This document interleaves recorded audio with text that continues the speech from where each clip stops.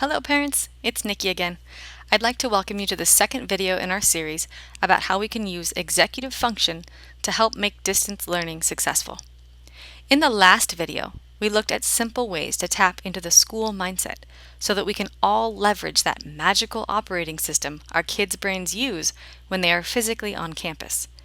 We also talked briefly about how we can get our kids to transition more easily into their virtual school day. Today, we'll be talking about behaviors that fall under the category of action. Just as a reminder, the action category behaviors are about the ability to monitor and control your own actions. Of course, as with all the categories, there are many subtopics from which to choose.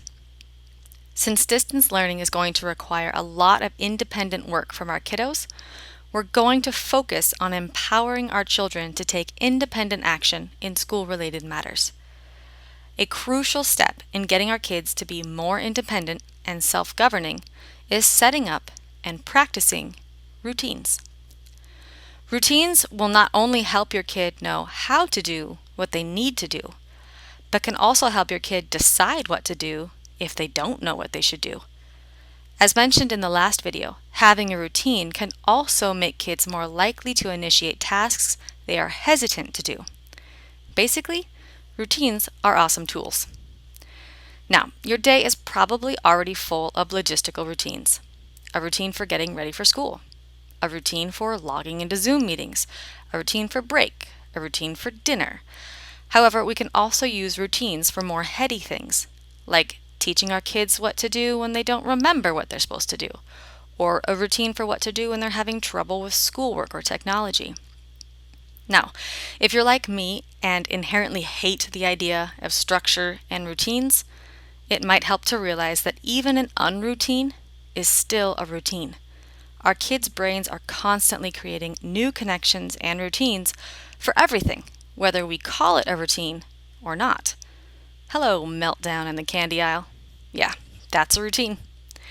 Before we head into the nuts and bolts of making a routine, I need to talk about one crucial aspect of functional routines, and that is questions.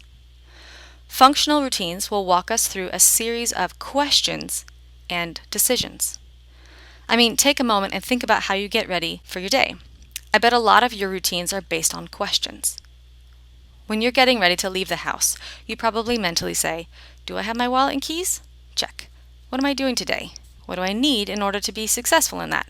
Check. What's the weather? Should I bring a jacket? Etc. The questions you ask yourself act as a series of behavioral prompts. What's crazy about this is by repeating and practicing these questions during a routine, your child will eventually adopt these questions as their own self-talk. As a result, this will make some routines more easy to generalize in the future. For example, your kid might find themselves using the questions from the Get Homework Done routine and applying them to their Get My Chores Done routine. So, if we want our kids to work independently, they need to have and follow routines. However, the goal of this isn't just that you spend all day enforcing the routine. That's not super helpful. The goal is that you will empower your child to take ownership of their behavior by helping them to create their own routines. This empowerment occurs by including them in the process of making the routine. In doing this, you are modeling for them how it's done and showing them that you think they're capable of giving good input. Eventually, this inclusion in the process will allow them to make their own routines and become even more independent. But I'm getting ahead of myself. Before we include our kids, we need to do a little preparation because, well, preparation is the key to success. I'm going to refer to this preparation as your homework. Your first homework assignment is to observe and dissect your day and identify an area that needs to be addressed most urgently. Then I want you to choose one simple behavior goal you want to work on with your child. It's very important that this behavior is very simple, something that can be completed in 3 to 5 steps. I'll use an example to explain what I mean by simple. Let's say your goal is, I want my kids to get ready for bed on their own. This sounds simple enough, but if you actually break down the behaviors required, there are way too many of them, and it feels daunting for little brains. The reason it doesn't feel daunting for us older folks is that we've already learned to chunk. Yeah, that's the actual scientific word for it, chunking. Basically, what that means is that we've taken a lengthy checklist and grouped related tasks together into smaller, simpler routines, like the bath time routine, the brushing teeth routine, the getting PJs on routine, etc. We then connect all these routines together to create the complicated behavior. Often parents will set a far too complicated behavior goal, and this can cause kids and parents a massive amount of frustration. So, with that said, take a look at some of your daily problem spots and think of some behavior goals that can be achieved in 3 to 5 steps. As you and your child get better at this, you can move forward into connecting those chunked routines into more complicated behaviors. All right, let's assume you've chosen your simple behavior goal. Your next assignment is to brainstorm the actions you think are needed to reach that goal. And then brainstorm some questions that can cue those specific actions. Let's say you want your kid to be able to independently complete their homework. The actions you might list could be able to locate his homework assignments, be able to log into the platform, choose what to do first. Now, this last step may actually require its own routine if it's the first time your child is having to make decisions like this. All right, let's look at some questions that could cue that behavior. Things like, where is my homework posted? What information do I need to log into the platform? And what should I choose to work on first?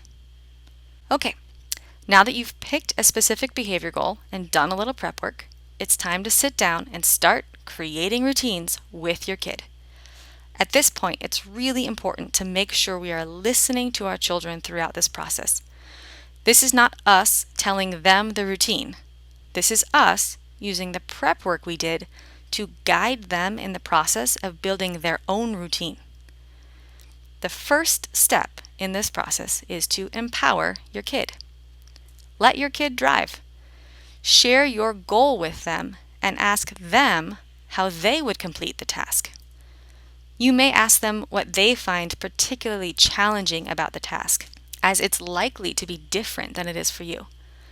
As they share their thoughts, you can fill in gaps and ask clarifying questions to help them come up with a functional routine. Again, the goal of this is not to help them get to the routine you thought of. The goal is that they make their own routine with your guidance. Letting them have a say in the process is critical. By giving them ownership, they will be more likely to want to complete the routine and more likely to remember it. All right, the second step after you've come up with your routine is to practice. We will talk about memory in a later video, but in short, in order to remember things, we need repeated practice. So, walk your kid through the routine a few times, each time accessing a different part of the brain's memory. Here's some examples. To activate visual memory, have them mentally walk through the actions they will have to complete. Actually have them visualize it in their brain. One expert in the field calls this a mental movie. Another thing we can do is ask them to practice the physical motions they will perform.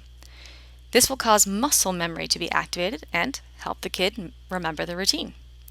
Now, of course, we can't forget the power of writing and illustrating the routine. This will help by activating visual and muscle memory.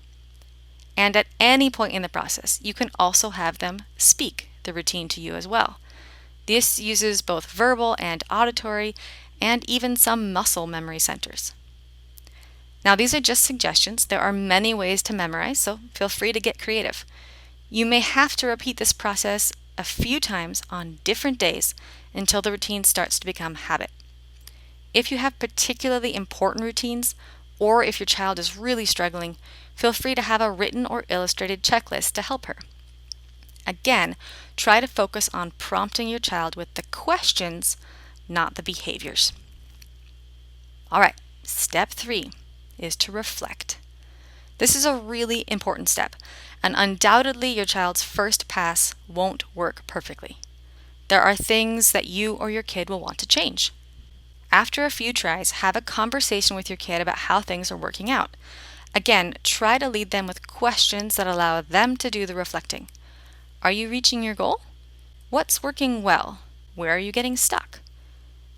Maybe together you realize that the steps are slightly out of order, or that you forgot a small but crucial step. Or maybe it's working really well and it's just time to celebrate some success. Step 4. If it's not working, adjust the routine and try again. It's really important for kids to realize that it's not important to get it perfect. Failure is a normal part of the learning process. After a few times through this process, the kids will start to recognize that they are capable of changing outcomes by changing their behavior. And that's a really big step on the path to maturity. All right, step 5, our last step, is to celebrate and reward. One of the ways to make routines become habit is to have a reward. We'll get into more detail later on how and when to reward. But for now, I want to make a suggestion that even if you aren't seeing the results you want right away, still take the time to acknowledge and celebrate their effort and their improvement. By rewarding effort and improvement, you build their stamina to lead into hard things. And as a side product, they will get better at reaching their goals. Okay, so today we learned about how creating routines with our kids allows them to become more independent. You can create routines for almost anything. When you find yourself frustrated with your child's behavior, take a big breath and then start thinking about how a simple routine can help.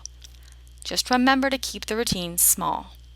You can always link different routines together to make a more complex behavior chain. Okay, it's time for our reflection question to help empower action.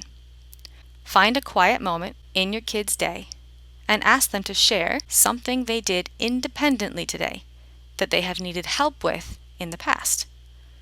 Or you can follow up with, what action or thought was different today, and how do you think that helped you succeed independently? Honestly, they may roll their eyes or answer the question while running past you at Mach speed, but the fact that you asked the question shows them that you support their learning process and teaches them the habit of reflecting back on their behavior. Lastly, I know you'd probably like your kids to be more independent as soon as possible, and this might seem like a lot of extra work for you that you don't have time for. But remember that you don't need a major overhaul. You can pick just one thing to work on. Maybe discuss it over dinner or ice cream. Every little thing that your kid learns to do independently will build their skills and their self-confidence. The next video will actually build on the concepts in this one. We'll be looking at how to teach problem solving, because goodness knows we'll be doing a lot of that these days. I hope you guys all find success this week. Good luck, and thanks for watching.